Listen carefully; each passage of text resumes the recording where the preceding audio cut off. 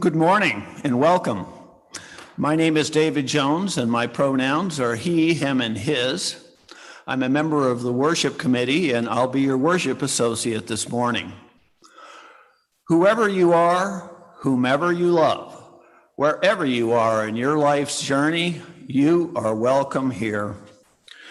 Welcome to the first live streaming service of the Unitarian Society of New Haven.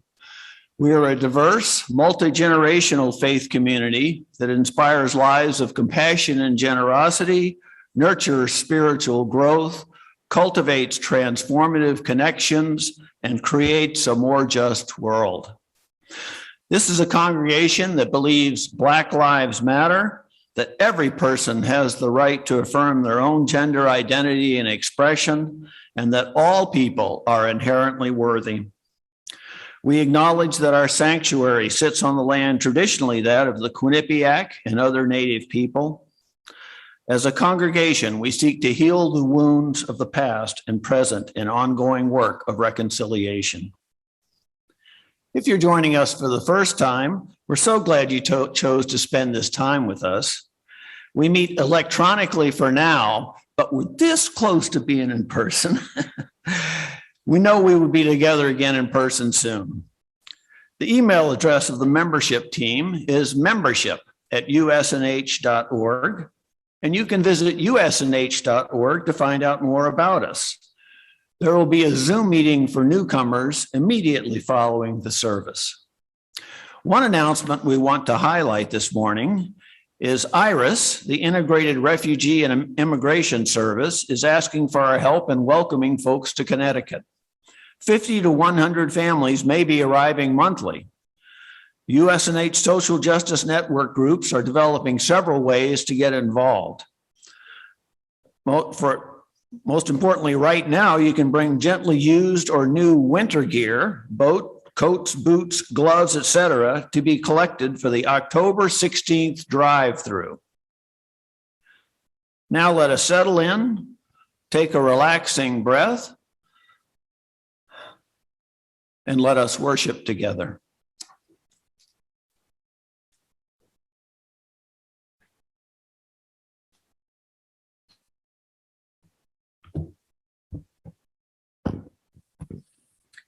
As I call the directions, I invite you to turn your attention to each direction in turn, beginning with east.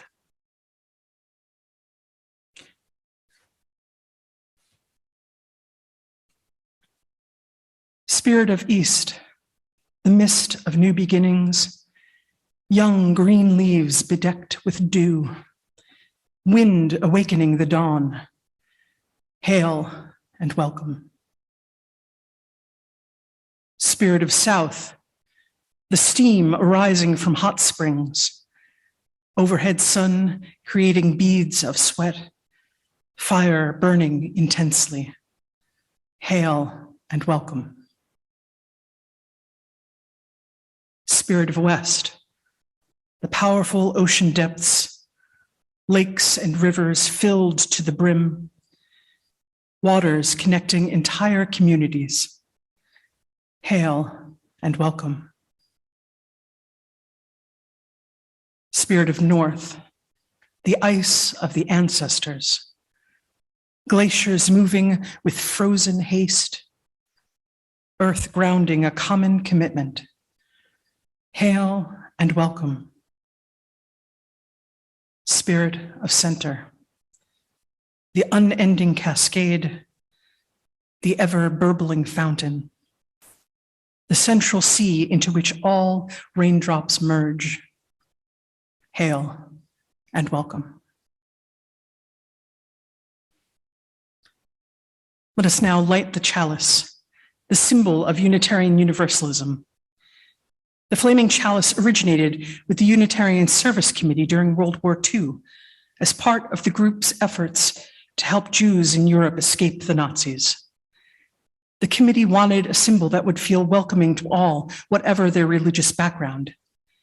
And today, we're still grounded in that welcome and in that work for justice.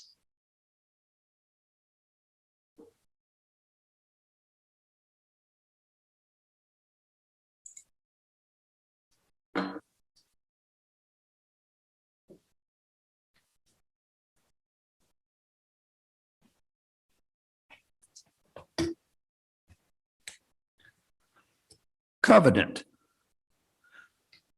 Covenant lies at the center of how Unitarian Universalists gather in community. We are united not by a particular set of beliefs, but by the promises we make about how we will be together, how we will treat each other, and how we will seek to mend relationships when we fall short of our aspirations. While the following words express our intentions in writing, our true covenant lives and breathes in our actions. Please join me now in reciting the words that appear in the chat. We covenant together to create and nurture a culture of respect and kindness, and to engage in the spiritual and everyday practice of loving more generously. To this end, we will strive to be open, value differences, listen deeply, use kind language, speak our truths, work with conflict, seek humor and joy.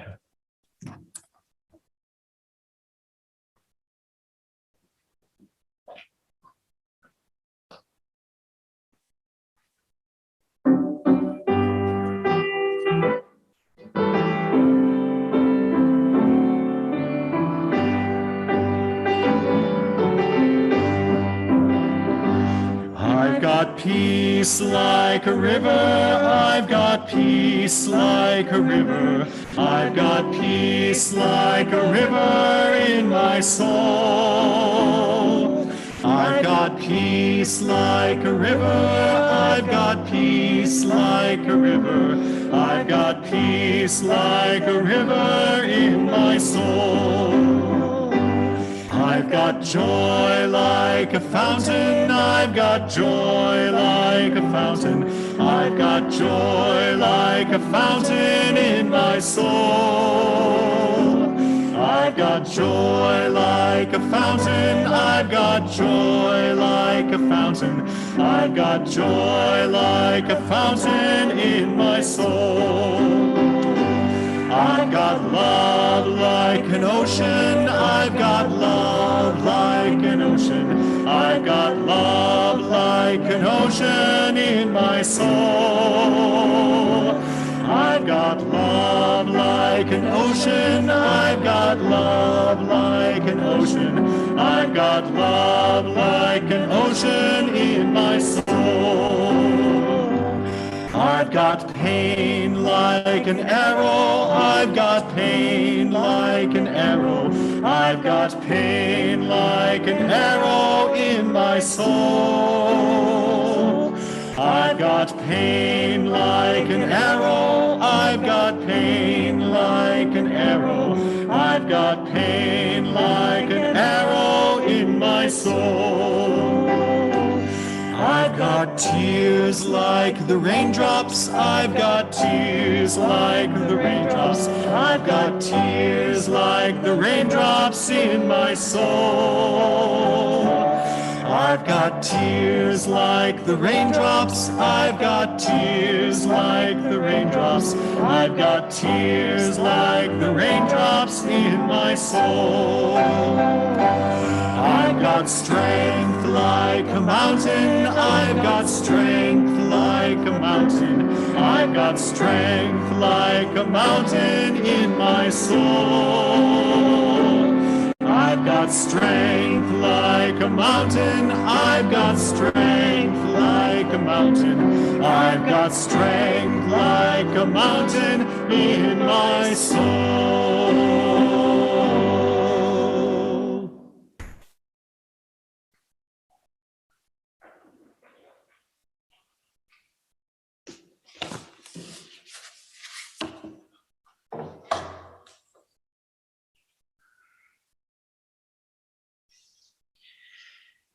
Children, youth, adults, everyone, welcome back. Welcome back into this space, though it be a mountain, though it be a river, though it be all of this space between us, may we come together.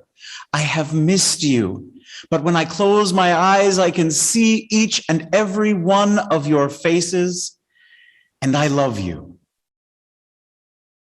I'd like to share a story from a time before people knew about where we all are and how we are connected. This story is about an ancient mountain that stood long ago. And on this mountain, there were 3 clusters of people who lived at different points on the mountain. And they did not know about anyone else. There were the Sema folk who lived at the mountain's top. There were the Midlanders who lived halfway up and also coincidentally halfway down the mountain. And there were the Lotharians of the lowlands. And these people lived life in very different ways. What they had in common was they all waited for the rains that brought life, but the rains that also brought great challenges. The Sema folk at the top of the mountain, when the rains would come, would run around and try to capture as many drops as they could in buckets and in whatever they had, because they knew that these precious drops were going to roll away from them, and there was never quite enough. The Midlanders, when the rains came, they would capture some of what they had, but they knew that the river that came from the top would continue to feed them. But they worried a little bit about what would happen if the river overflowed and there was great erosion that would pull away their precious lands, pull away their houses at times of the great rains. And of course, the Lotharians at the base of the mountain would receive all of the rains all at once, and it would fill up their lakes and fill up their ponds until floods would happen. They had too much. For many, many years, the people of this mountain lived like this. The Sema folk with their fear, the Midlanders with their fears, and the Lotharians with their fears. But eventually, they began to hear about a concept called community and connection. And they wondered what would happen if we put our resources together with those that live at the top, in the middle, and at the bottom. And so they began to gather slowly, as safely as they could, and they began to exchange ideas. And sure enough, before too long, the Lotharians down at the base of the mountain came up with an idea where they could maybe perhaps use pumps and pipes to begin pumping some of that water that they had at the base of the mountain all the way up to the Sema folk. And the Sema folk received that water with great, great gratitude. Meanwhile, the Sema folk said, we have developed over time the ability to shape the river into canals that can be held and directed. And so they gave the gift of a canal system to the Midlanders, and the water flowed smoothly and easily. There was always enough, but the erosion began to be less and less of a problem. And the Midlanders used their skills in drainage and ditch digging to begin to redirect the water that flowed down from the middle of the mountain to the lowlands so that just enough of it arrived at the Lotharians' doorstep so that they could store some, they could pump some back to the top, and they could direct the rest of it off in another direction. And it was thus that the people of the mountain, through community connection, began to work together and find a little bit more safety, a little bit more harmony in their lives. And my friends, this is the message of our water communion today. The waters of the world are like our desire to come together. They feed us, they nurture us, but at times they can be a little bit overwhelming, and sometimes we can feel like we are drowning. And it's at those times that we need to communicate with the others around us and find how we can pass off some of our waters to them, and find how we can stabilize the waters that are within us, and find ways to let some of the water, when we feel like we're drowning, flow away from us and flow out to others. So with this message, I invited, now if we had been in person today, I would have invited the young people to leave our sanctuary with me right now and find the places around this very building where water nourishes and where water needs to be drained away. But because we cannot be here in this space together this morning, I invited children yesterday to come out to our social justice drive-through. And when they came, they took little pipettes and they sampled water from around USNH, and they told me about what it was that they found. And in a little while, I'm going to come back up here and share with you their thoughts, their observations about where USNH's water is coming from and how it nourishes us and how we need to let it flow away. We'll hear from them soon.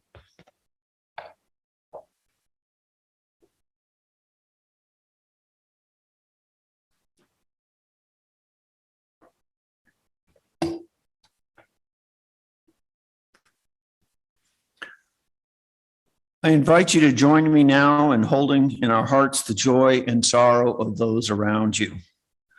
Closing your eyes and going inward if you are comfortable doing so. Today, some woke with a sorrow so great, they asked for the help of this community to carry it. Others woke with a joy so great, it must be shared. This morning, Christine Smith shares that her husband, Ronald Grunlow, is in the hospital with an infection. Please keep him in your hearts and prayers. We also hold in our hearts the many people whose lives have been affected by the tragic events of September 11th, 2001.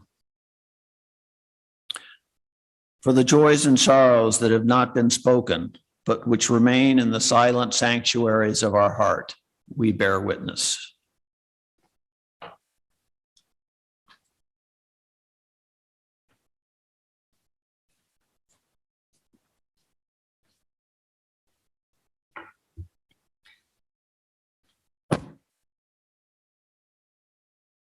Invite you into a spirit of meditation, prayer, or contemplation of ultimate things.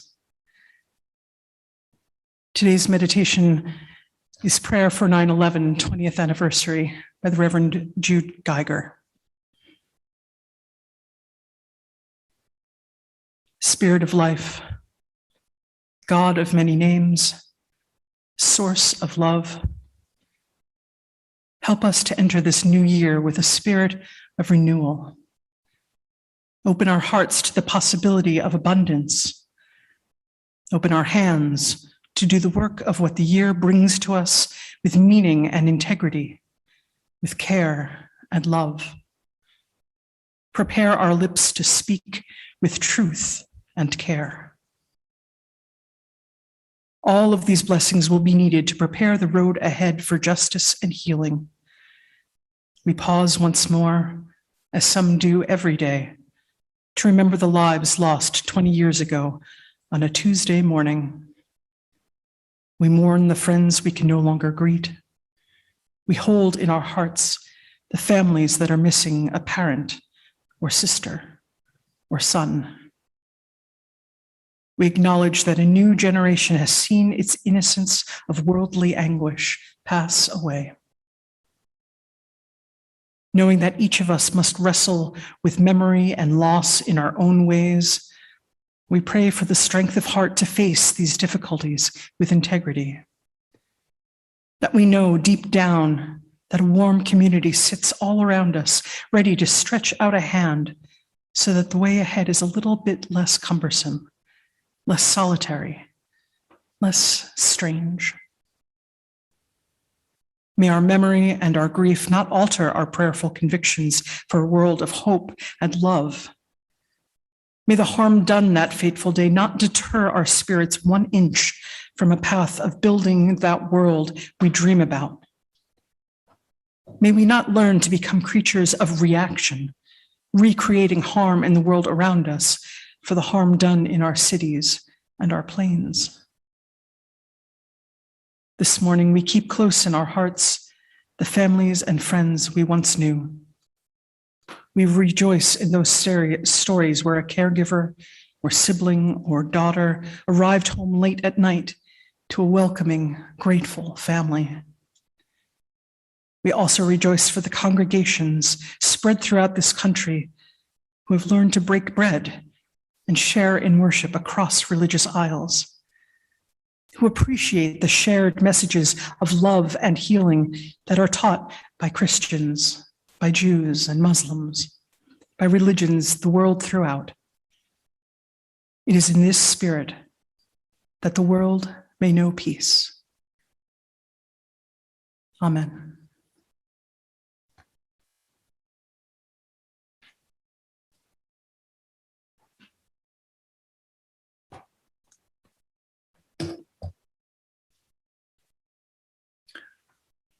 Every week, we lift up the spiritual value of generosity by taking an offering for the ministries of this congregation. Our community continues while we remain apart, and the need for ongoing support continues as well. While the music plays, I urge you to consider navigating to the usnh.org website and making a donation. Donations can also be sent by U.S. mail to the Unitarian Society of New Haven, 700 Hartford Turnpike, Hamden, Connecticut, 06517. The offering will now be gratefully received.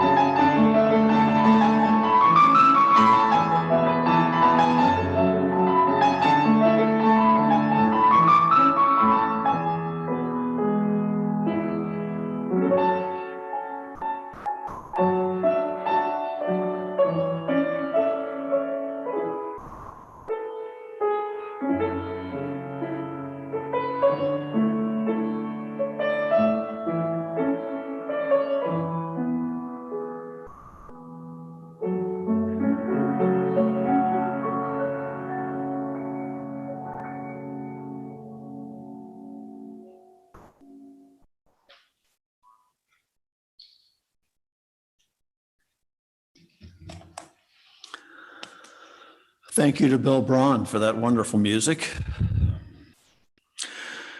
Our reading this morning is Turning to One Another by Margaret Wheatley. There is no power greater than a community discovering what it cares about. Ask what's possible, not what's wrong. Keep asking. Notice what you care about. Assume that many others share your dreams. Be brave enough to start a conversation that matters. Talk to people you don't know. Talk to people you know. Talk to people you never talk to. Be intrigued by the differences you hear. Expect to be surprised. Treasure curiosity more than certainty. Invite in everybody who cares to work on what's possible. Acknowledge that everyone is an expert about something. Know that creative solutions come from new connections. Remember, you don't fear people whose story you know. Real listening always brings people closer together. Trust that meaningful conversations can change your world. Rely on human goodness. Stay together. Thus ends the morning's reading.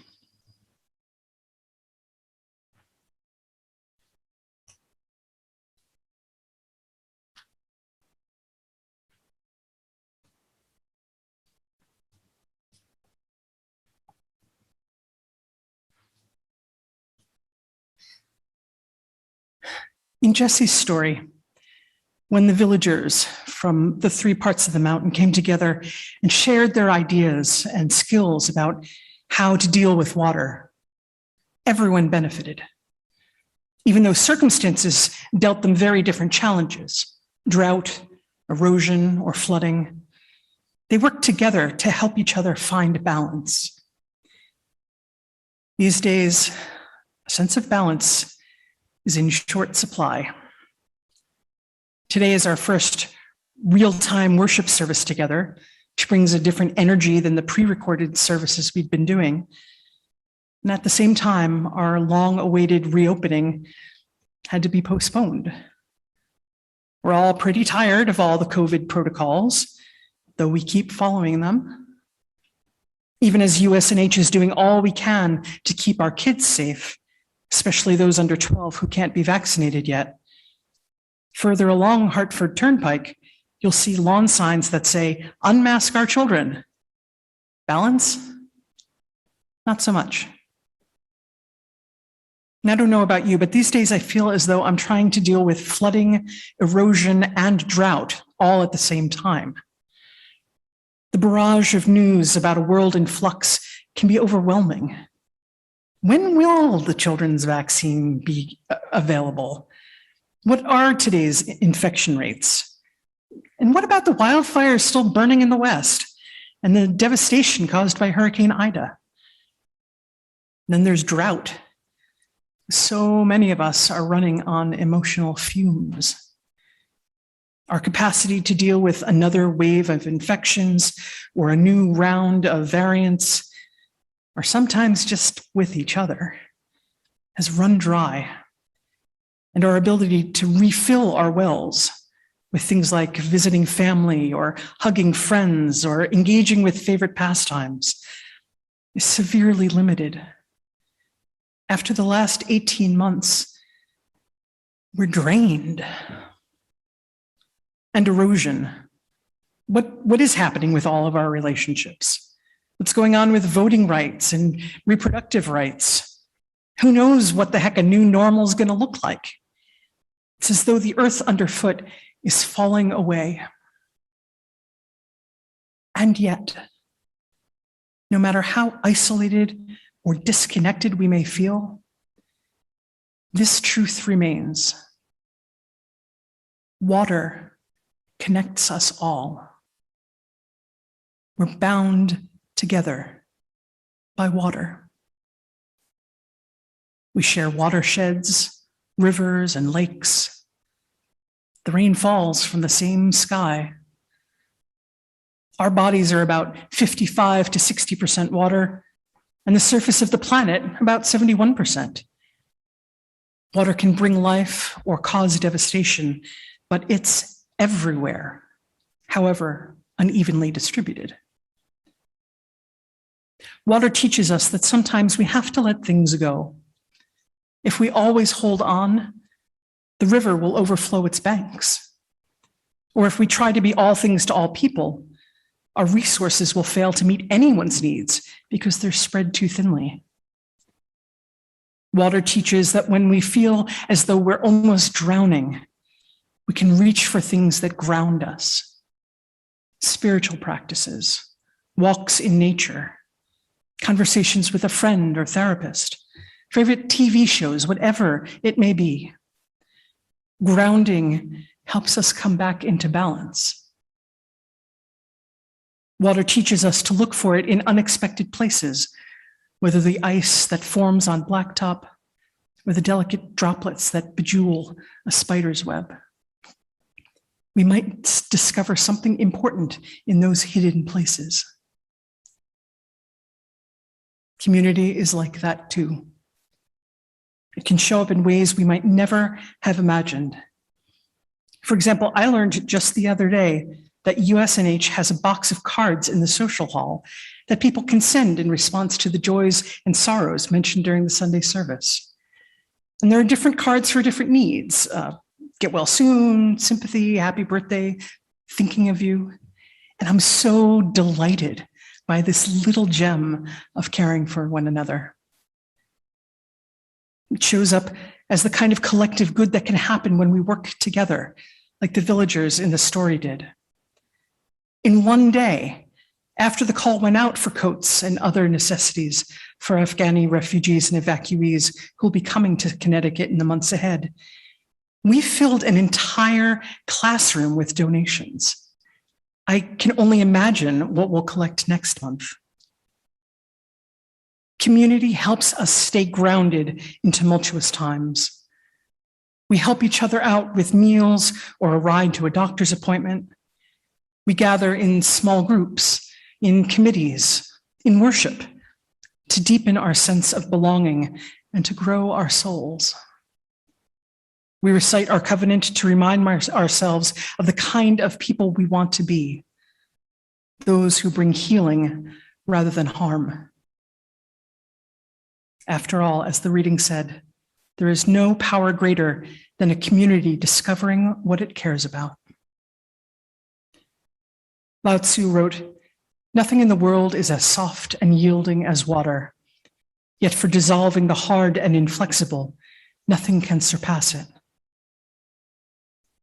I'd say the same is true for love, which is the heart of spiritual community. Love refills our wells when we're depleted. It holds us in times of uncertainty. Love helps us find balance when we're overwhelmed. And even when we have trouble tapping into the feeling, we can rest in the knowledge that love knows our name and lives within us, no matter what. All water is sacred, as is the love that binds us together as a congregation. May we feel that love resonate throughout every molecule of our bodies. Amen, and blessed be.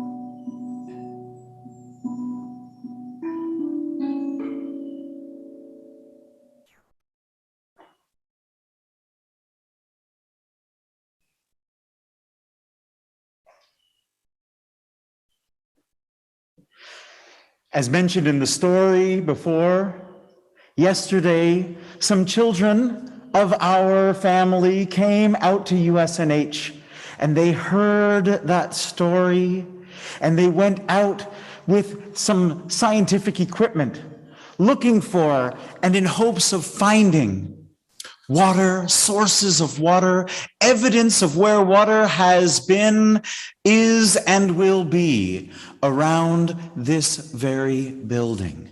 And I'd like to share with you some of their reflections when they excitedly ran up with what they found. One child, who's in 3rd grade now, came up to me and said, "I found thousands of drops of water clinging to blades of grass around our lawn." And I asked, "Is that water that is helping or hurting?" And this child did not miss a beat and said, "This is water that is helping. It is keeping our plants green and healthy." Another child who is in 7th grade and may or may not be related to me came up and said, "I found water around the drainage ditches and the drainage pipes of USNH."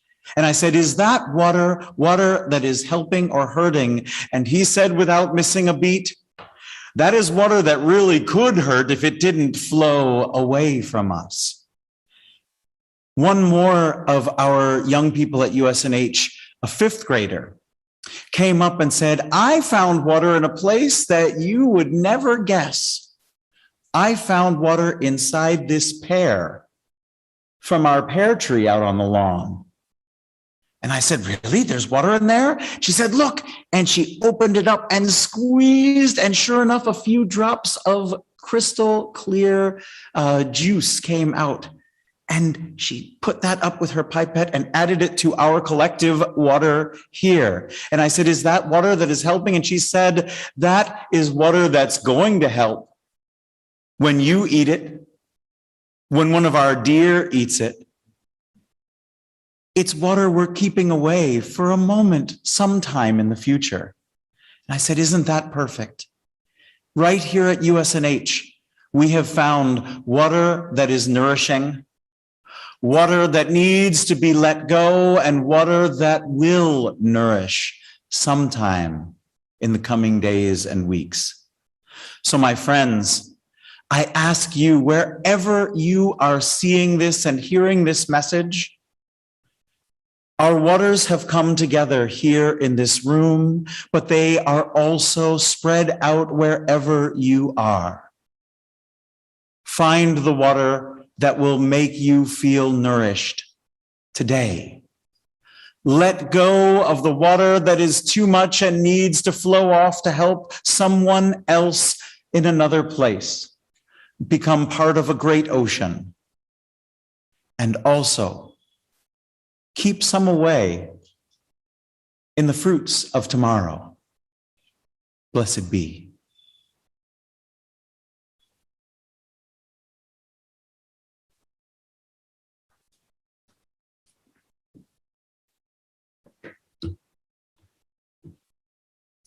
So the bowl in front of me contains water from past water ceremonies. As Jesse mentioned, the youngest among us have gathered water from the grounds here at USNH, and that has been added in, representing center. And when people stopped by the congregation yesterday, they poured their water into these pitchers marked east, south, west, and north. If you weren't able to bring water to USNH, I invite you to take a moment now to collect or hold some water right where you are, because after all water is sacred. Now, as we pour from these pitchers into the common bowl, I invite you to imagine the different streams bringing together all corners of the world, offering up the gifts of air, fire, water, and earth, and lifting up the unseen ways we connect.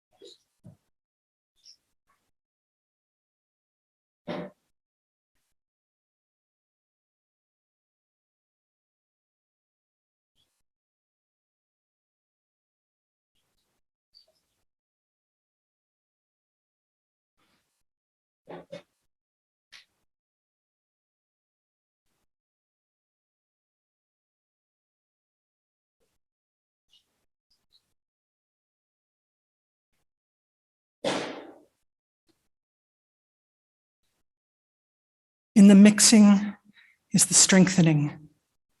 In the strengthening lies growth. In growth lies possibility. In possibility is everything. After the service, some of this water will join that gathered from past years, and the rest will nourish the memorial garden in remembrance of the ancestors we honor. For those of you with water at home, you're warmly welcome to stop by the memorial garden and add yours there as well.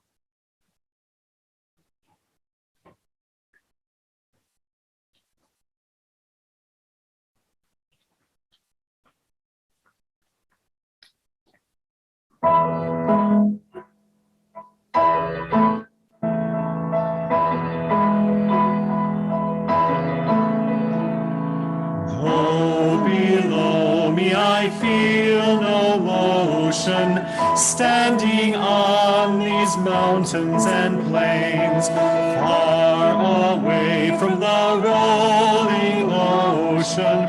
Still my dry land heart can say, I've been sailing all my life now, never harbor or port have I known. The wide universe is the ocean I travel, and the earth is my blue boat home.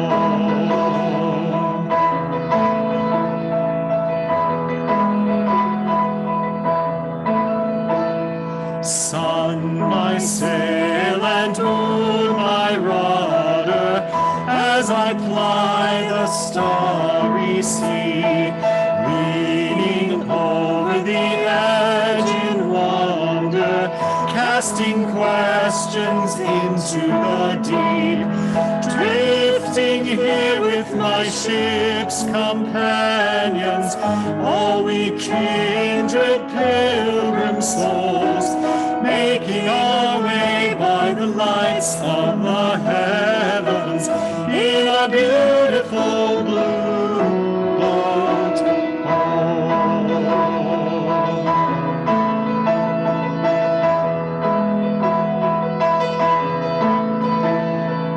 I give thanks to the waves upholding me, and the great winds urging me on. Greet the infinite sea before me, sing the sky my sailor's song. I was born upon the fathoms, never harbor or port have I known.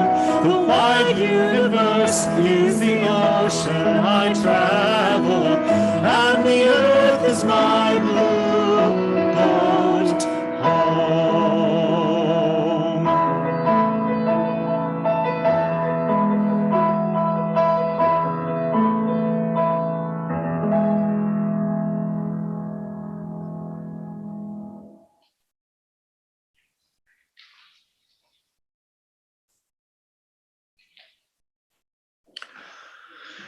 We extinguish this flame, but not the light of truth, the warmth of community, or the fire of commitment.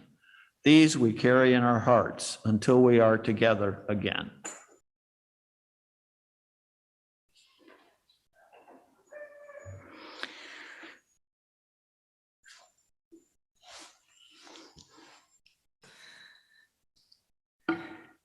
Friends, although we could not be together in person today, we are always connected by air that we breathe, by the fire that sparks our souls, by the waters that flow through everything, and by the earth that grounds us in this world.